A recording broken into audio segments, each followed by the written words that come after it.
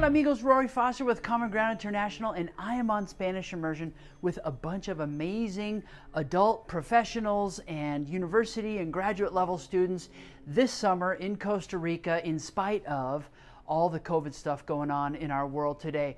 We weren't sure it was going to be possible, but we're super thankful that we've been able to travel and experience Spanish immersion in Costa Rica and Central American culture this year. So I wanted to share with you what we've been up to. Week one of the program was super fun and went really well. So we started off with some, everyone came in and their host families picked them up, or we got them picked up, with the language school got them picked up and delivered to their host families. And so you spend your first night with your host family, and then we got started with some orientation work, some survival phrases for being able to live in someone else's home and share space, share meals, share life with your host family. It's one of the aspects of the program that's super positive and really helps you get comfortable speaking Spanish, because they don't speak any English to you.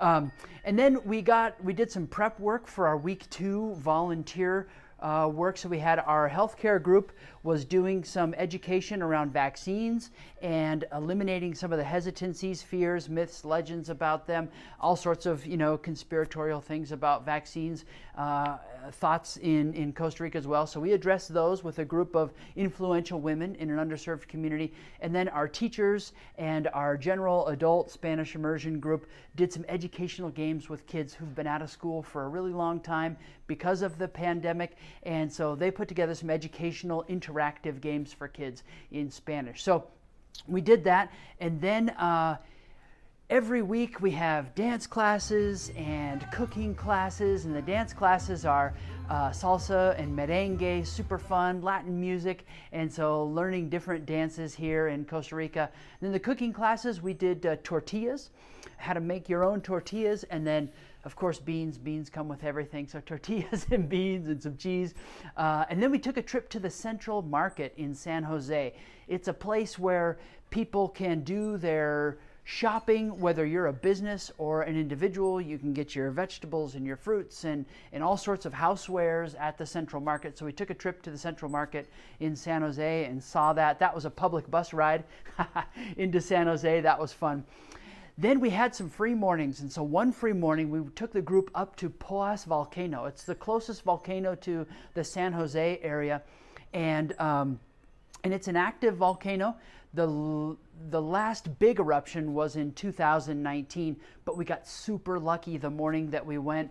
We could see the crater beautifully, and so we had a fun trip up there, seeing a pretty amazing, not so familiar sight, looking into the crater of a volcano. And then on our last day of week one, we went to this amazing chocolate tasting. And so there's a group that maybe about 20 minutes outside of where we're based, that they about 15 years ago started making gourmet chocolates in Costa Rica. One of the first companies ever to make gourmet chocolates in Costa Rica. And so it's called Cebu. It's an amazing chocolate tasting. And what they do is they tell us the history of chocolate around the world, starting here in Latin America with cacao, and how it spread throughout the world. And for every sort of pivotal moment in chocolate's history, they've made some kind of bonbon or some kind of chocolate that represents that advancement or that pivotal moment in history. So that's how we finished up week one. And then on the weekends, we have optional excursions. And so a group of folks decided to join us on our trip to Manuel Antonio, the beach. So we had about 20 some people at the beach. And at the beach, it's amazing. There's a national park there. And so we saw all sorts of zoo quality wildlife on the beach. We had sloths and monkeys and snakes and all sorts of fun jungle tropical jungle animals and insects. So that's how week one wrapped up. Stay tuned for more information on the Spanish Immersion program and how week two is going to go.